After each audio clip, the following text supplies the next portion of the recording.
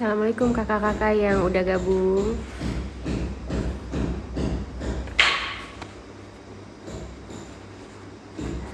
Makasih yang udah menyukai live.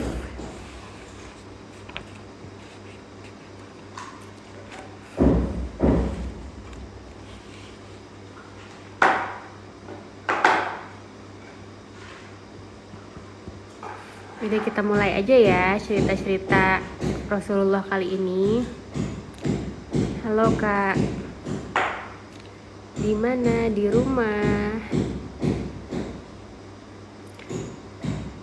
Makasih kak cerita hatinya udah menyukai live. Makasih yang udah bantu tap-tap layar semuanya ya, biar live-nya semakin tersebar.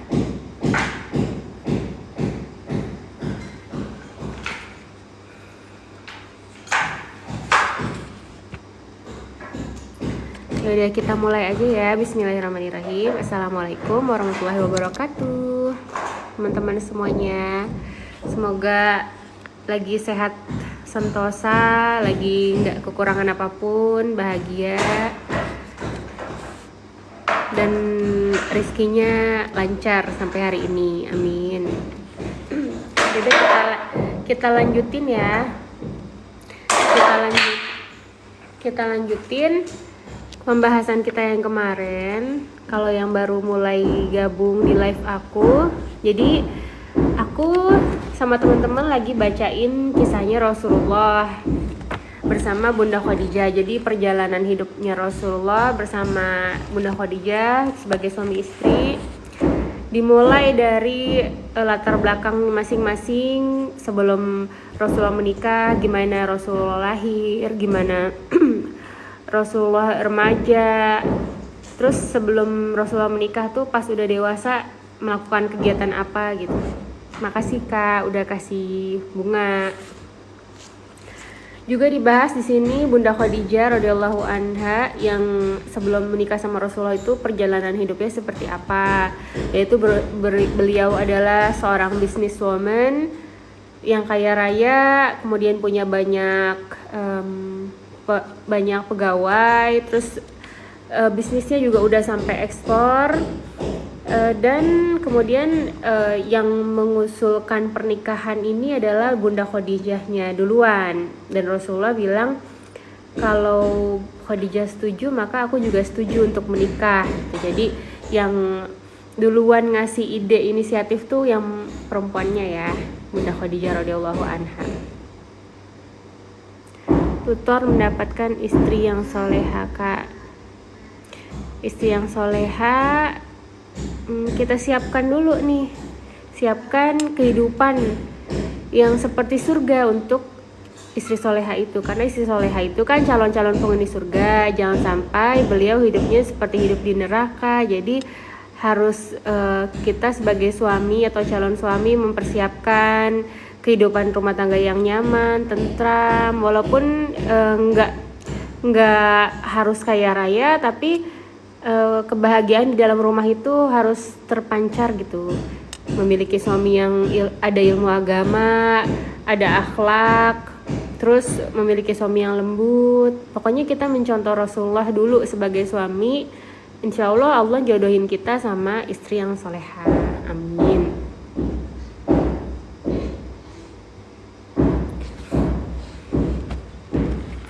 Terus kita lanjut ya ceritanya. Jadi kemarin itu Rasulullah sama orang-orang muslim semuanya lagi diboikot sama orang-orang kafir Quraisy. Mereka diboikot selama 3 tahun, nggak boleh membeli apapun di pasar. Kalaupun membeli, umat muslim dikasih harga yang paling tinggi sama para pedagang. Makasih kak, makasih udah kirim-kirim es jeruk. Sabar kak. Terus Abu Lahab ini pamannya Rasulullah yang membenci Islam. Beliau sampai-sampai bilang sama para pedagang waktu itu ya, para pedagang yang ada di pasar yang ada di sana. Jadi umat muslim itu kan nggak bisa belanja apapun sama siapapun. Nah, sekali-kalinya mau belanja ke pasar, Abu Lahab bilang kayak gini, wahai para pedagang, naikkanlah harga barang-barang kalian kepada sahabat-sahabatnya Muhammad, orang-orang muslim maksudnya, agar tidak bisa membeli apapun dari kalian. Maksudnya agar kaum muslimin itu kelaparan terus menerus, jadi tidak bisa beli apapun, dinaikkan banget harganya. Kalian semua tentunya sudah mengetahui bagaimana hartaku. Aku ini orang kaya gitu, kata Abu Lahab. Dan aku pasti akan menepati janji-janjiku. Aku akan menanggung semua kerugian kalian tentang perjualbelian ini. Kalau kalian tidak bisa menjual kepada muslim, maka aku yang akan membelinya semuanya. Pokoknya kalau ada muslim yang beli ke pasar ini, naik harganya harus drastis banget. Jadilah mendengar perkataan tersebut, semua pedagang di pasar setuju menaikkan harga semuanya. Karena Abu Lahab ini juga orang yang terpandang, orang kaya yang terpandang, yang berpengaruh. Jadi para pedagang juga nurut sama Abu Lahab. Sambil baca komen ya. Kak, minta penjelasan tentang poligami menurut wanita. Menurut wanita ya? Bukan menurut Islamnya. Kalau menurut wanita, pasti wanita tidak ada yang mau diduakan. Tapi kalau menurut Islam, jadi asal muasal poligami ini justru malah mengurangin istri. Karena sebelum adanya syariat Islam, orang itu beristri 10, 15, 20, banyak gitu. Justru Islam malah datang untuk memangkas jumlah istri yang terlampau banyak. Kita aja dalam 1 minggu cuma ada 7 hari, dalam 1 bulan cuma ada 30 hari. Kalau istrinya lebih banyak daripada itu, bagaimana cara kita adil membagi waktunya, bagaimana cara kita adil memberi kasih sayang pada istri-istri kita, bagaimana kita juga mampu memberi nafkah yang segitu banyak keluarga gitu. Satu istri kan ada satu istri, ada sekelompok anak sendiri dari rahimnya gitu ya. Nah, maka Islam datang justru bukan menambah-nambah istri, tapi Islam datang untuk memangkas jumlah istri yang ada saat itu. Nah, jadi orang-orang yang awalnya punya istri puluhan atau belasan atau mungkin ada yang ratusan mungkin. Nah, itu jadinya kalau mereka masuk Islam disuruh memilih 4 istri yang paling dekat dengan hatinya, yang paling bermanfaat bagi hidupnya gitu. Nah, jadi kalau dalam poligami untuk zaman sekarang, orang kebanyakan monogami, orang kebanyakan 1 istri 1 suami gitu. Dan Rasulullah juga mencontohkan selama 25 tahun Rasulullah itu monogami. Rasulullah itu satu-satunya memiliki istri, yaitu Bunda Khadijah radhiyallahu anha, sampai beliaunya meninggal, sampai Bunda Khadijahnya ini meninggal.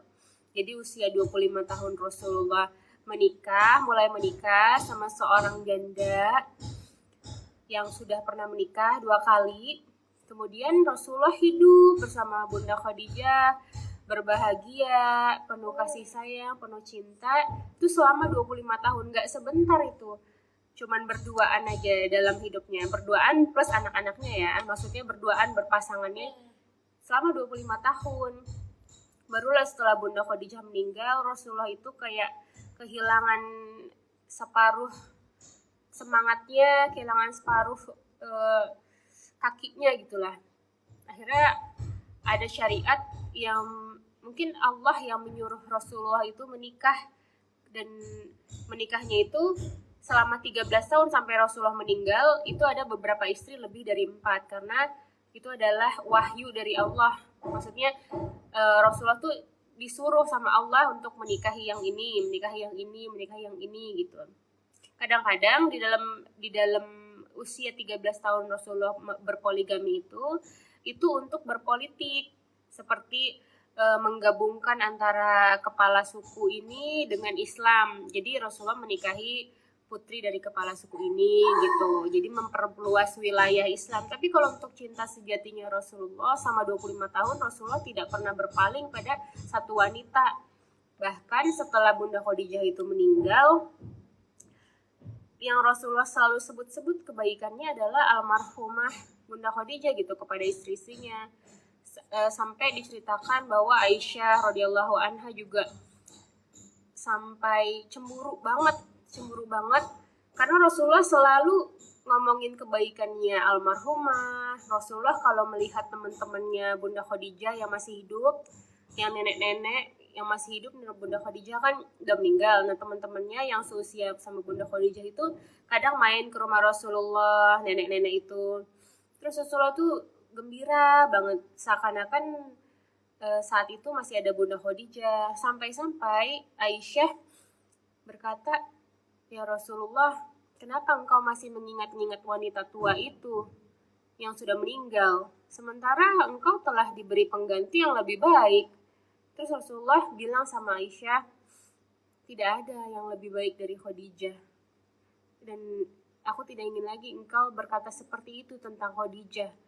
Dia adalah wanita yang beriman padaku ketika semua orang menjauhiku. Dia adalah wanita yang menolongku ketika semua orang tidak ingin menolongku." Intinya Khadijah itu ada di dalam titik terendah hidupnya Rasulullah, dan Rasulullah tidak pernah melupakan kebaikan Bunda Khadijah. Jadi kalau poligami menurut wanita mungkin nggak ada yang mau dipoligami. Tapi kalau poligami menurut Islam, jika mampu nikahilah 1, 2, 3, 4. Tapi sesungguhnya kamu tidak akan mampu. Jadi nikahilah satu saja. Gitu. Apalagi nih tadi pertanyaannya? Terus gimana lagi ceritanya, Kak? Bentar. Iya, nanti aku sambil baca komen terus nanti cerita lagi. Bercahaya sekali mukanya. Ya, karena banyak lampu nih, di rumahku banyak lampu. Tuh. Banyak LED. Terus Kak minta penjelasan poligami tadi udah ya. Kak pejuang CPNS, kalau mertua maksa tinggal serumah gimana solusinya? Padahal suami pengen mandiri, punya rumah sendiri. Kita lihat nih, mertua kita masih sanggup nggak menghidupin dirinya sendiri. Maksudnya masih sanggup berjalan dari kasur ke kamar mandi, masih sanggup nggak, kalaupun nggak sanggup masak, masih sanggup nggak dari rumah ke warung terdekat atau warung makan terdekat, masih sanggup nggak mengurus dirinya sendiri. Kalau misalnya anjuran Islam, itu pisah dari rumah orang tua.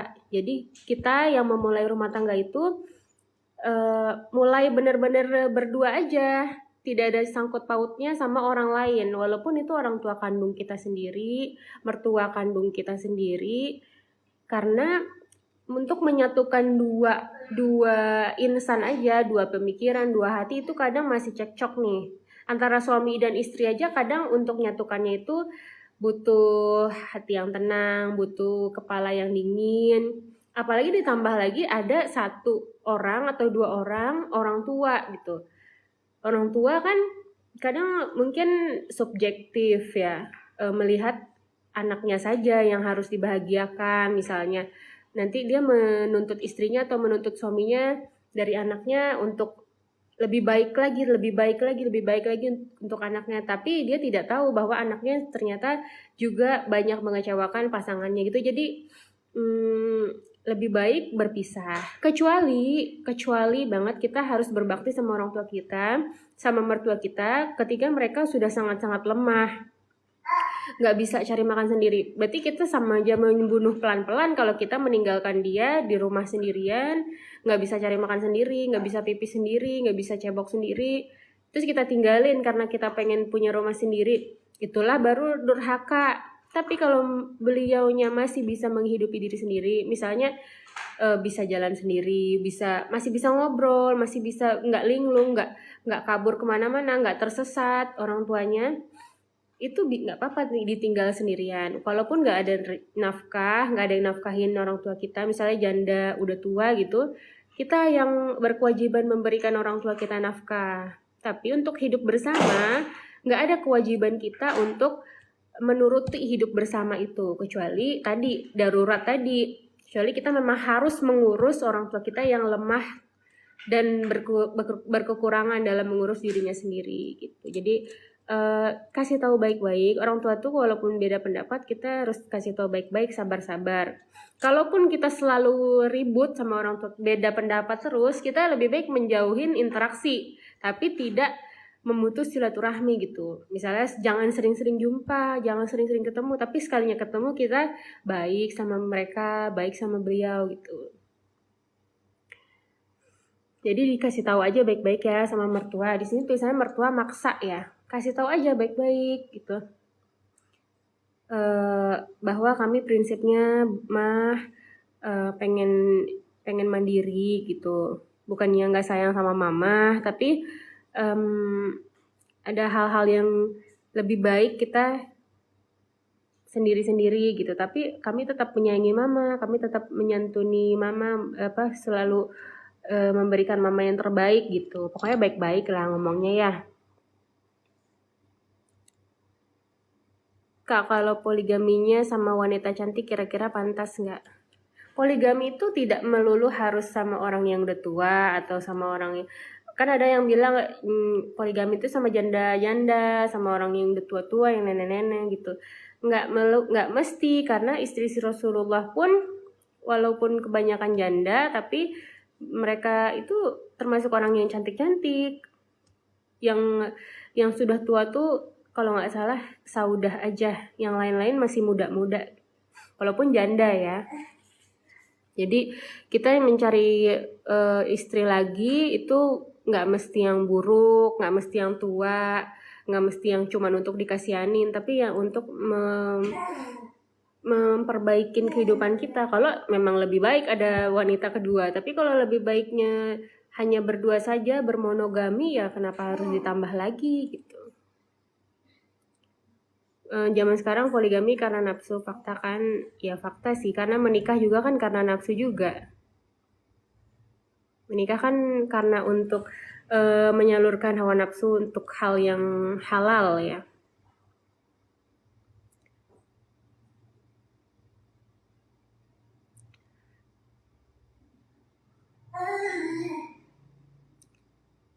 Assalamualaikum. Waalaikumsalam. Nah ini orang tuanya masih segar bugar sehat Kak, tapi nggak mau pisah rumah. Dikasih tahu aja baik-baik Kak, dikasih tahu aja baik-baik.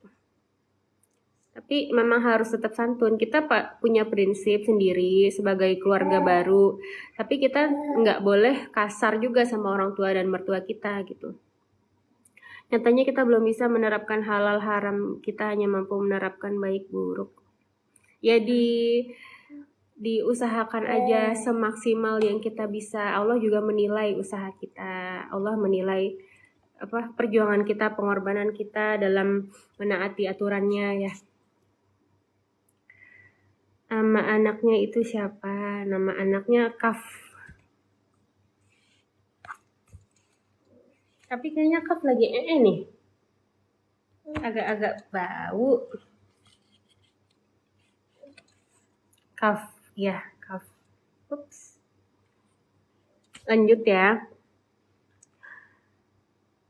Mendengar perkataan Abu Lahab yang mempengaruhi para pedagang, akhirnya para pedagang semuanya kompak menaikkan harga-harga barang secara berkali-kali lipat untuk kaum muslimin, sehingga orang-orang muslim tidak bisa membeli apapun di pasar. Lalu mereka kembali ke keluarganya dengan tangan hampa, padahal anak-anak mereka telah menahan lapar berhari-hari. Makasih yang udah menyukai live. Selesai pasar bubar, para pedagang itu pun mendatangi Abu Lahab untuk menagih janji. Dan benar saja, Abu Lahab membayar semua dagangan mereka dengan harga berkali-kali lipat. Akibatnya, kaum muslimin tidak sedikit pun mendapatkan kesempatan untuk membeli barang, membeli makanan yang mereka butuhkan. Singkat cerita, akhirnya mereka pun mulai mengalami kematian satu persatu. Ya Allah, ya Allah. Pernah dijelasin baik-baik Kak, tapi mertua malah nangis. Ya sebenarnya kalau menangis, kalau marah itu wajar ya, karena selama ini kan hidup bersama anak. Mungkin kita nanti akan merasakan kalau ditinggalin anak. Tapi kebanyakan kebanyakan itu ya dari teman-teman aku yang pernah cerita juga, awalnya baik-baik saja nih. Kalau sebelum kumpul satu rumah, baik-baik saja nih hubungan antara mertua dan menantu. Tapi ketika satu rumah, kadang kita males melakukan, kadang kita lagi mode males nyuci piring, ditunda-tunda 1-2 jam. Sementara mertua sukanya rapi terus. Kalau kita hidup berdua sama suami kita bisa ya saling mengerti, saling membantu gitu. Tapi ketika kita hidup sama mertua, akan banyak yang kita jaga dari diri kita, yang banyak kita tahan. Nah, tapi manusiawi nanti bisa-bisa udah lelah gitu menahan diri, udah lelah nggak menjadi diri sendiri gitu. Takutnya malah nanti hubungan yang baik malah jadi buruk gitu, karena dekat malah jadi buruk. Tapi kalau misalnya dua-duanya sama-sama bisa sabar dan berbahagia untuk tinggal bersama, ya dicoba aja Kak.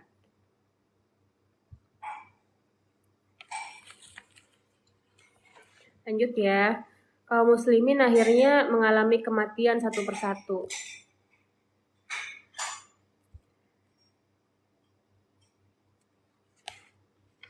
Kadang ada konflik tapi tetap nggak mau pisah. Mertuanya hidup sendirian gitu, Kak. Tapi masih sehat ya, masih sehat, tadi dibilang masih segar bugar. Mungkin ya kemauan orang tua sih. Berarti anak kandungnya yang harus memberikan pemahaman pada orang tuanya bahwa lebih baik hidupnya berpisah tapi harmonis gitu. Oh, lengkap suami. Berarti itu karena sayang anak aja tuh Kak, nggak mau berpisah dari anaknya.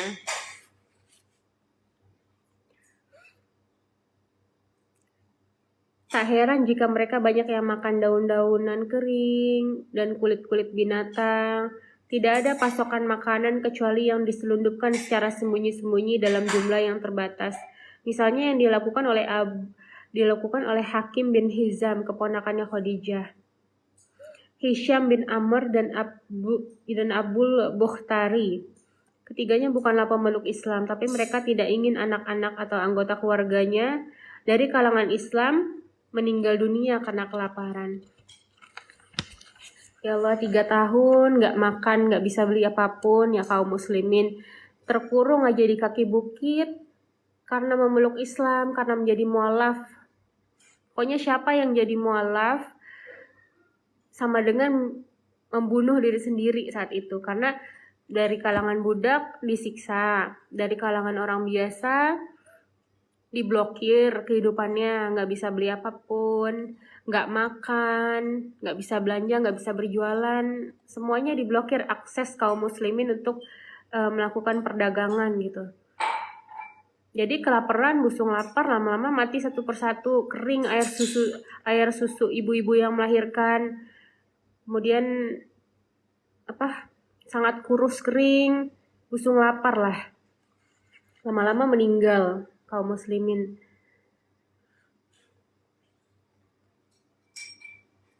Pernah suatu saat Hakim bin Hizam dan Abul Bukhtari membawa bahan makanan dan pakaian diperlukan untuk saudaranya yang muslim. Pada suatu hari mereka berdua sedang mengendarai unta yang penuh dengan makanan, minuman dan pakaian menuju ke tempat persembunyian kaum muslimin. Abu Jahal mengejutkan mereka. Sebentar ya teman-teman. Anak aku main gelas. Bentar ya.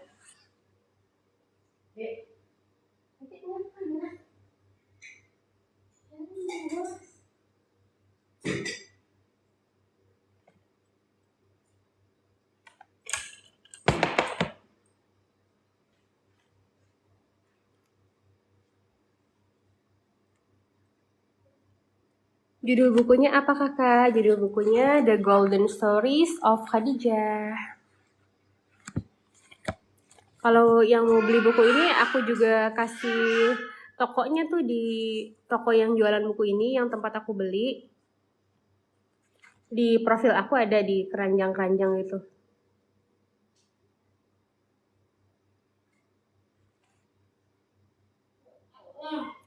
Solusinya gimana kak? Nggak betah banget kalau masih serumah. Itu ujian hidup kakak ya. Ujian Allah tuh menguji kesabaran kakak di situ karena manusia itu nggak terlepas dari ujian ya. Nah, berarti pertama kakak harus bersabar dulu sampai ditentukan keputusan untuk berpisah rumah. Kakak bersabar dalam menjalani hari-hari bersama mertua satu rumah. Pasti capek hati banget ya. Kok terang banget ya? Pasti capek hati banget. Nggak bisa jadi diri sendiri. Mungkin diatur-atur juga. Tapi ya kita usahakan. Makasih kak udah kasih bunga. Kita usahakan untuk tetap berpisah, tapi pelan-pelan, jangan sampai ada konflik, jangan sampai justru malah jadi mertua mengatakan anaknya pada durhaka gitu. Pelan-pelan aja, pelan-pelan, baik-baik, dibicarakan aja kalau sama keluarga itu ya. Kecuali kalau sama orang lain, baru kalau kita nggak nyaman kita bisa polisikan. Tapi kan kalau sama keluarga sendiri, maunya sama-sama enak gitu kak. Makasih teman-teman yang udah menyukai live. Makasih kakak Khotimatun yang mengirim mawar. Lanjut. Pada saat saudara-saudara non-muslimnya Khadijah membawa makanan untuk kaum muslimin, kemudian dikejutkan oleh Abu Jahal.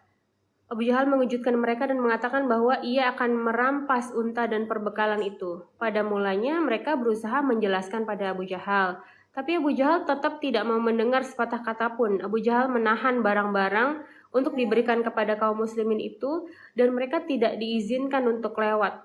Mereka berusaha untuk memaksa lewat, akhirnya terjadilah perkelahian yang dahsyat antara mereka dengan Abu Jahal. Tidak ada pertengkaran di dekat Syi'ib yang sehebat itu. Ya Allah, Masya Allah. Ini antara dua sama-sama non-muslim ya yang bertengkar. Yang pertama non-muslim yang membela muslimin. Yang kedua non-muslim yang mau membunuh kaum muslimin. Mau kaum muslimin itu kelaparan. Kalau dua-duanya meninggal, ya dua-duanya sama-sama bukan Islam sih. Cuman kita lihat kelanjutannya ya. Hadiah yang sangat berharga bagi orang-orang yang terkucil selama 3 tahun itu, bagi kaum muslimin itu adalah air. Mereka dan semua anggota keluarga serta hamba-hamba sahaya mendapatkan air itu dari Khadijah. Ia memberikan banyak kepingan emas kepada Ali bin Abi Thalib untuk membeli air. Kepedulian yang besar kepada orang-orang yang ada di sekitarnya terwujud dalam beberapa cara. Ia mencari berkah kepada Allah. Khadijah yang tadinya kaya raya, habis pemboikotan ini habis semua harta duniawinya yang tadinya banyak banget karena Bunda Khadijah itu kan pengusaha. Tadinya uangnya banyak banget. Akhirnya karena 3 tahun umat muslim itu diboikot, jadi yang menafkahi umat muslim itu ya pakai hartanya Bunda Khadijah. Makasih sarannya Kak. Iya sama-sama Kak. Sabar ya Kak.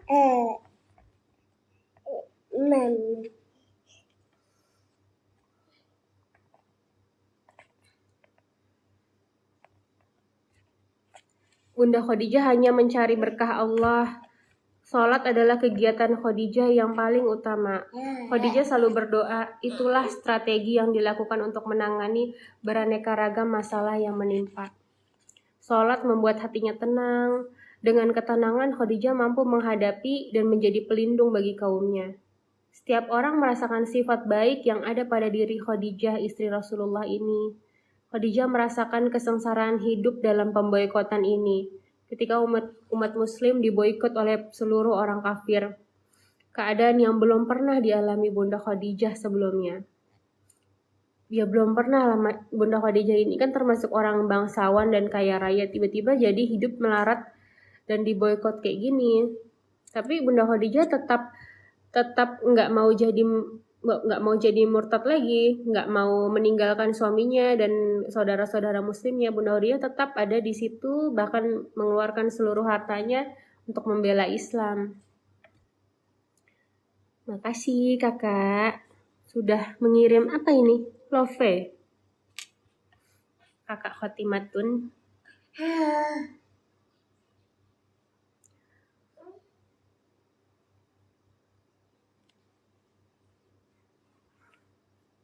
Kecemasan Bunda Khadijah adalah kehausan dan kelaparan yang menimpa anak-anaknya dan seluruh kaum muslimin. Jika makanan dan minuman datang dari Ali bin Abi Thalib dari hasil pembelian di luar sana dengan harga yang sangat mahal, Hisham bin Amr al-Amiri dan Abu Bukhtari Khadijah dengan cermat mengaturnya, sehingga mereka memandang Khadijah dengan kagum dan senang. Karena air yang sedikit ini harus terbagi kepada banyak orang, karena air yang dibeli oleh kaum muslimin dibeli dengan harga yang sangat mahal.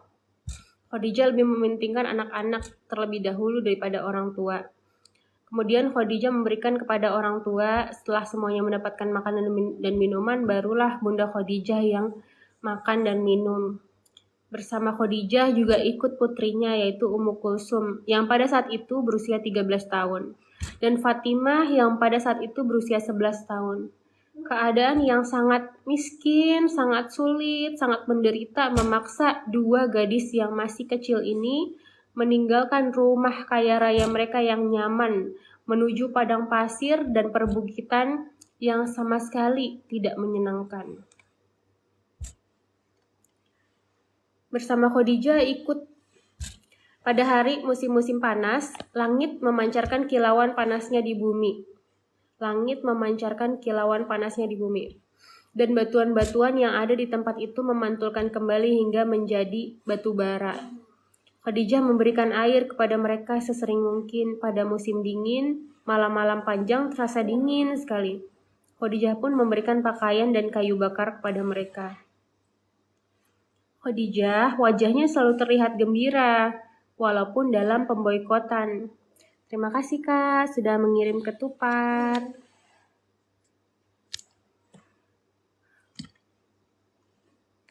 Khadijah wajahnya selalu terlihat gembira sejak awal penderitaan ini. Baginya tidak ada yang perlu disedihkan.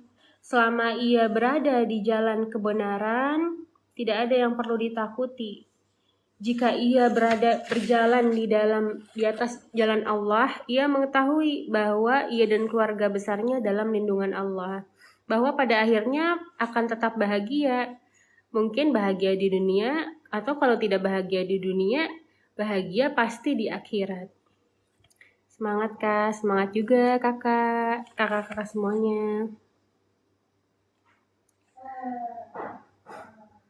Semangat Rasulullah SAW juga tidak pernah lekang.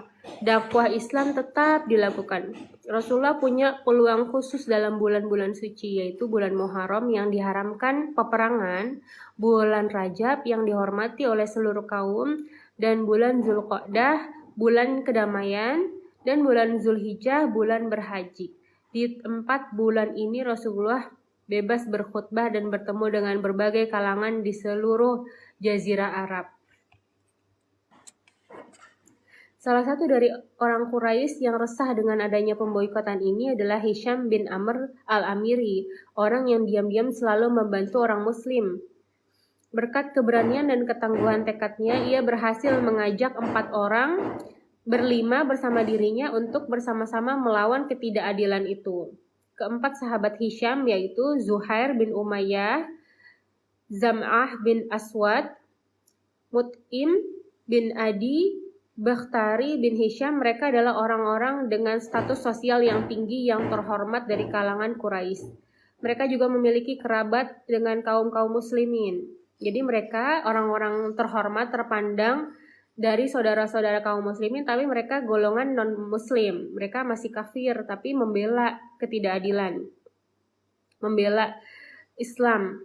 Tanpa berunding lama, mereka sepakat untuk merobek-robek naskah perjanjian perboikotan yang digantung di Ka'bah.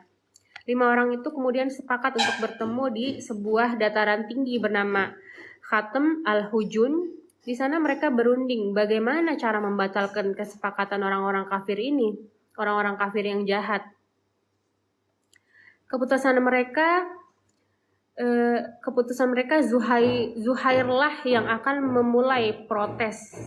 Sementara 4 orang yang lain akan mendukung dari segala arah.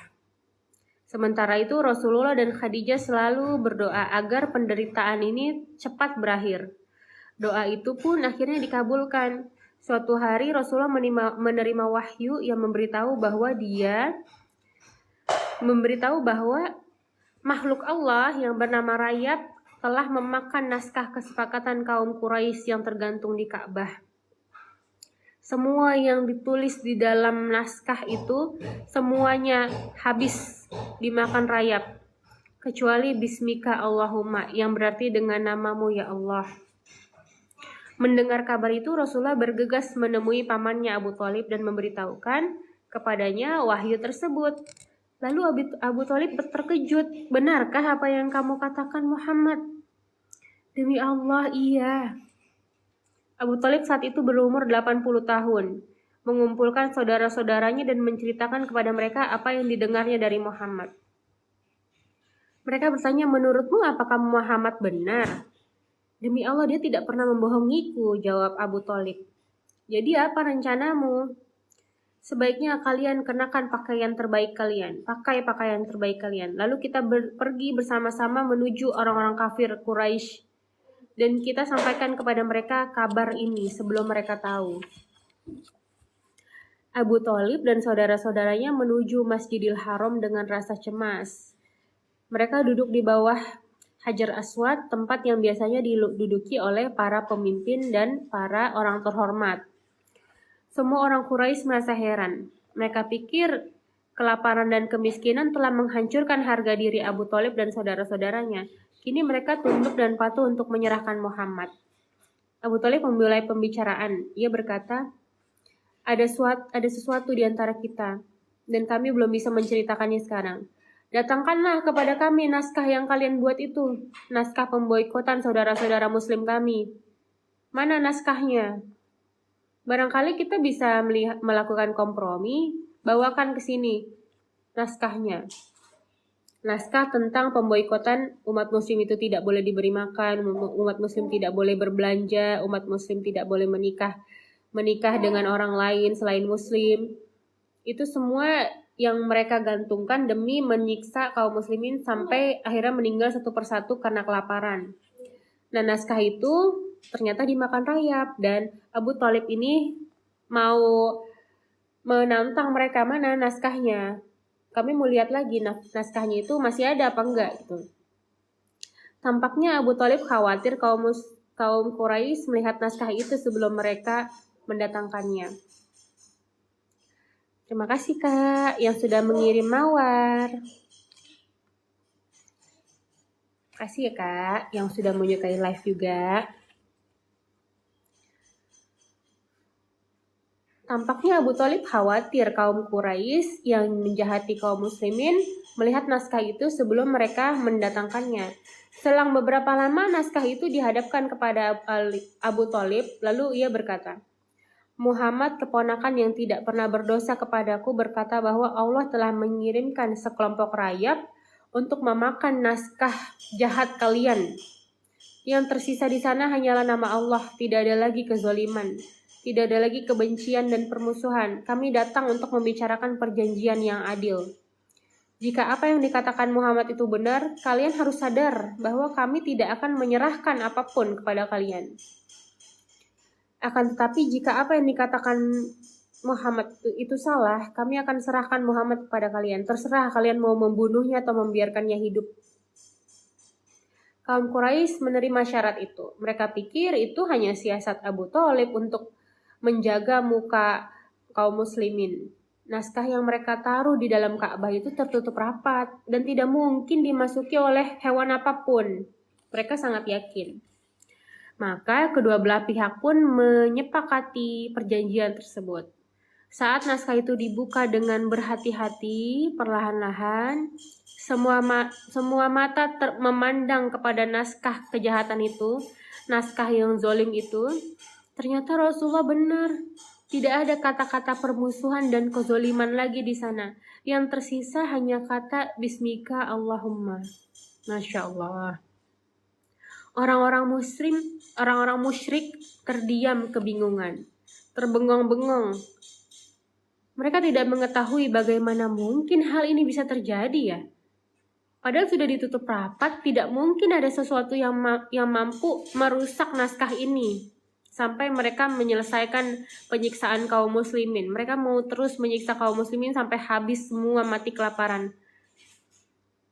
Nah, ini terjadi selama 3 tahun kaum muslimin bertahan dalam kelaparan, dan akhirnya Allah mengirimkan rayap tersebut. Tapi tak lama kemudian mereka merasa dipermainkan. Mereka menunjukkan kemarahan atas apa yang disepakati sebelumnya. Lalu di bawah komando Abu Jahal, mereka memprotes. Kami tidak jadi melakukan perjanjian itu. Ini semua pasti sihirnya Muhammad. Tadi udah sepakat, katanya kalau naskahnya nggak bisa didatangkan. Kalau naskahnya nggak bisa didatangkan, Muhammad akan dilepaskan. Tapi kalau naskahnya bisa didatangkan, Muhammad akan diberikan. Ketika naskahnya udah hancur, tiba-tiba malah dibilang Nabi Muhammad menyihir naskah itu. Kalau memang Nabi Muhammad menyihir naskah itu, kenapa nggak dari awal aja? Kenapa harus nunggu 3 tahun menderita gitu? Itu akal-akalannya kaum kafir. Kayak gitu banget ya kaum kafir ya, akal-akalannya. Pengen banget menyiksa orang. Makasih Kak, cerita hatinya telah mengirim universe baru, mengirim mawar, mengirim apa ini? Mengirim cantik deh. Kasih Kak. Semoga banyak berkah dalam rezekinya. Amin. Lanjut ya. Makasih Kak, udah ngirimin terus. Ini pasti perbuatan sihirnya Muhammad ini. Nggak mungkin ini terjadi. Abu Thalib menjawab, atas dasar apa kalian hendak memboikot dan mengasingkan kami lagi? Sedangkan persoalannya sekarang sudah jelas. Naskah yang kalian sepakati sekarang sudah hilang. Kemudian ia bersama-sama saudaranya menuju Ka'bah dan berdoa. Ya Tuhan, tolonglah kami dalam menghadapi orang-orang yang menzolimi kami, yang telah memutuskan tali silaturahmi dengan kami, melakukan apa yang melakukan apa yang tidak seharusnya tidak boleh mereka lakukan kepada kami. Setelah mengucapkan doa itu, Abu Thalib kembali ke lokasi di mana kaum muslimin diasingkan, diblokir. Allah mengabulkan doa Abu Thalib. Kecurangan kaum Quraisy itu ternyata dilihat oleh Hisham dan keempat kawannya. Mereka melihat itu sebagai kesempatan untuk membatalkan isi naskah pemboikotan. Menyaksikan hal itu, Zuhair bin Umayyah segera berdiri di Hajar Aswad dan berkata, "Wahai penduduk Mekah, apakah kita akan makan dan berpakaian yang bagus-bagus? Sementara orang-orang muslim dari kalangan saudara kita sendiri kelaparan. Demi Allah, saya tidak akan duduk sampai naskah pemboikotan ini dirobek-robek." Abu Jahal mencela, "Engkau berdusta. Naskah itu tidak akan pernah dirobek-robek." Zam'ah bin Aswad menyahut dari arah yang berbeda, "Engkaulah yang berdusta, Abu Jahal. Kami tidak akan pernah menyatakan kesepakatan dengan apa yang tertulis di naskah yang zalim itu." Pernyataan itu disambut lagi oleh Bakhtari dari arah yang berbeda pula. Mereka kan tadinya kan udah sepakat ya dari berbagai arah pengen mendukung pembebasan pemboikotan itu. Dari arah yang berlainan, Bakhtari berkata, "Zam'ah benar. Kita tidak akan pernah rela dan tidak akan pernah mengakui naskah zalim dan apa yang tertulis di dalamnya." Mut'ah bin Adi menambahkan, "Kalian semua benar, hanya pembohonglah yang mengatakan sebaliknya. Kami menyatakan berlepas diri dari naskah itu. Kami tidak ikut-ikutan dari naskah yang zalim itu dan dari apa yang tertulis di dalamnya." Makasih Kak yang sudah mengirim ST. Yang sudah mengirim bisa menang. Makasih Kak. Terakhir Hisham berdiri dari arah yang berlainan, berkata dengan marah, "Kalian benar, dan orang-orang yang mengatakan sebaliknya, orang-orang yang jahat itu pasti mereka semua yang berbohong, yang berdusta. Demi Tuhan, kami tidak akan pernah suka dengan naskah yang ditulis itu. Sejak awal naskah itu telah membawa sial. Terkutuklah orang-orang yang menulisnya, orang-orang yang jahat kepada kaum muslimin dari kalangan saudara-saudara kita sendiri. Kami tidak akan pernah puas hati sampai kami bisa merobek-robeknya dan menyelamatkan saudara-saudara muslim kita. Hingga saudara-saudara kita muslimin dari Bani Hashim dan Bani Abdul Muthalib bisa kembali ke rumah mereka dengan aman sentosa. Maka Abu Jahal tercekatlah lidahnya. Dengan bantahan yang bertubi-tubi dari semua orang, ia bingung dan kehilangan kontrol diri. Dengan putus asa, dia berbicara. Kesepakatan itu dirumuskan di tengah malam dan dirundingkan di luar tempat ini. Dia malah buka aib sendiri, Abu Jahal. Dia bilang nih kalau kesepakatan itu yang bikinnya tuh malam-malam tanpa semua masyarakat mengetahui, tahu-tahu udah ditempel aja tuh kesepakatan. Mut'im tidak menyia-nyiakan kesempatan. Dengan langkah yang mantap, ia maju dan merobek-robek naskah kesepakatan pemboikotan kaum muslimin. Selanjutnya bersama 4 kawan dan keluarganya dengan membawa pedang yang terhunus, mereka pergi ke tempat pengasingan kaum muslimin. Lalu mereka membawa ratusan orang Islam dari Bani tersebut ke Mekah, kembali ke Mekah. Keluarga besar yang 3 tahun telah diasingkan kini kembali ke rumah masing-masing. Mereka tidak henti-hentinya memanjatkan puji syukur kepada Allah Subhanahu wa taala. Setelah berpisah 3 tahun antara kaum muslimin dengan kaum yang belum muslim, itu dipisahkan selama 3 tahun, nggak boleh berkumpul, nggak boleh berkomunikasi. Akhirnya kembali lagi ke rumah masing-masing walaupun berbeda agama, dengan keluarganya yang masuk Islam, dengan keluarganya yang belum Islam. Tapi mereka bahagia lagi, akhirnya keluarga mereka dari kaum muslimin dikembalikan gitu. Sementara kondisi mereka yang dikembalikan ini sudah sangat-sangat kelaparan selama 3 tahun. Dan alhamdulillah kembali lagi setelah Allah kirimkan orang-orang dari kaum non-muslim yang membela muslimin, dan Allah kirimkan juga rayap yang telah menghancurkan naskah pemboikotan yang zalim itu. Masya Allah. Allahu Akbar, Allahu Akbar. Makasih ya Kak, cerita hatinya udah banyak banget nih, ngirim-ngirim banyak hal. Semoga berkah.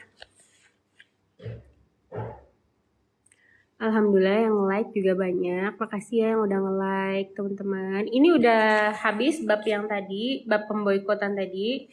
Kita kalau next lanjut ke bab 8 yang judulnya Tahun Duka Cita. Kalau tadi tahun penderitaan ya, pemboikotan tadi. Tahun Duka Cita ini.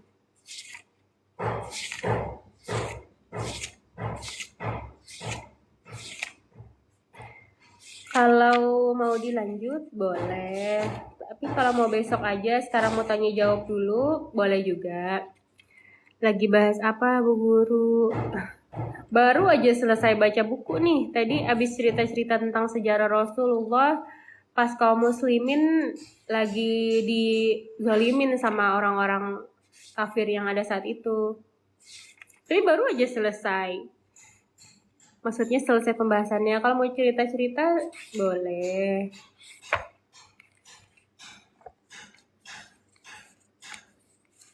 Atau kalau mau lanjut boleh juga. Mau lanjut cerita-cerita.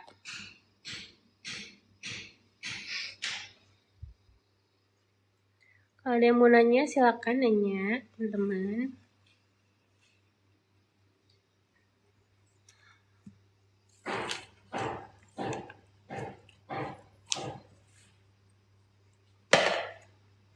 Tapi kayaknya aku break dulu deh. Aku break dulu karena aku harus membersihkan bayi aku yang pup. Oke teman-teman, terima kasih ya sudah nonton. Sudah ikut andil mendengarkan. Padahal kaum Quraisy itu bersaudara ya, satu keturunan tinggal bareng, cuman gak terima kebenaran. Iya benar. Sayangnya tadi kakak nggak ngeliat ya ceritanya, tapi nanti insya Allah aku masukin video ini ke YouTube aku ya. Jadi semua kajiannya sambung menyambung ada di YouTube, bisa kalian lihat. Ya udah teman-teman, aku izin dulu ya. Assalamualaikum warahmatullahi wabarakatuh.